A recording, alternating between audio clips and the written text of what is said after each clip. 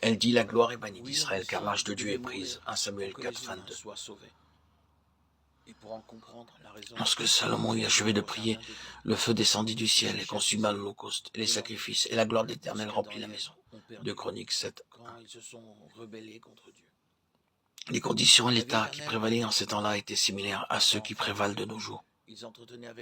Les principes qui avaient été mis en œuvre à cette époque-là pour amener la gloire au milieu d'Israël sont tout aussi valables et nécessaires pour nos jours. Tout ce que Dieu fait et fera, ou que ce soit dans n'importe quel lieu, de nos jours, ne peut l'être que sur la base du respect, de l'accomplissement des principes et des ordonnances établis par lui-même. Dieu a utilisé 4 personnes, Anne, Samuel, David et Salomon en tant que collaborateurs et partenaires de Dieu pour amener sa gloire parmi son peuple. Chacun d'entre nous peut jouir du privilège d'être collaborateur et partenaire de Dieu dans cette œuvre qui consiste à ramener sa gloire parmi son peuple. Nous voyons comment de nos jours, l'état spirituel du peuple de Dieu, qui est caractérisé par la faiblesse, la pauvreté, l'infantilisme et la banqueroute spirituelle, ne peut être changé que si chacun de nous prenons notre part dans cette œuvre et cette tâche pour ramener sa gloire. Dieu s'est servi d'Anne, de Samuel, de David et de Salomon pour ramener sa gloire dans son peuple.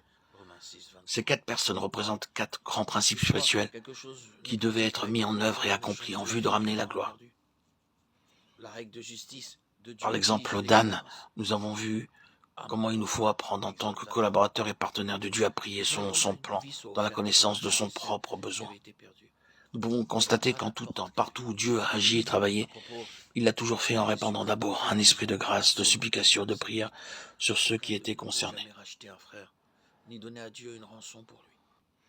Lorsque Dieu commence à travailler parmi nous, il ne le fait qu'après avoir préalablement répandu un esprit de prière et de supplication sur nous.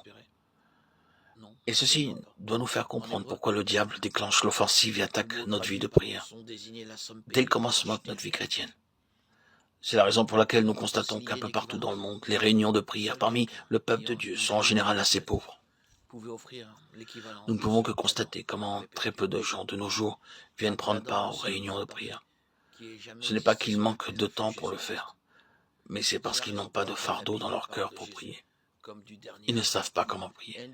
Ils peuvent répéter des phrases, mais ne savent pas réellement comment prier en tant que collaborateurs et partenaires de Dieu, avec un besoin, un fardeau sur leur cœur, en connaissant la pensée, la volonté et le dessein de Dieu. Par le moyen d'Anne, Dieu introduisit Samuel afin de faire de lui sa bouche, son porte-parole, pour proclamer le message de Dieu parmi son peuple. Ce n'est que lorsque nous avons un fardeau de prière en nous et parmi nous, que nous sommes alors en mesure d'entendre distinctement la voix de Dieu. C'est parce que les enfants de Dieu n'ont pas de fardeau de prière qu'ils ne peuvent entendre la voix de Dieu, car ils sont par là même devenus sourds spirituellement.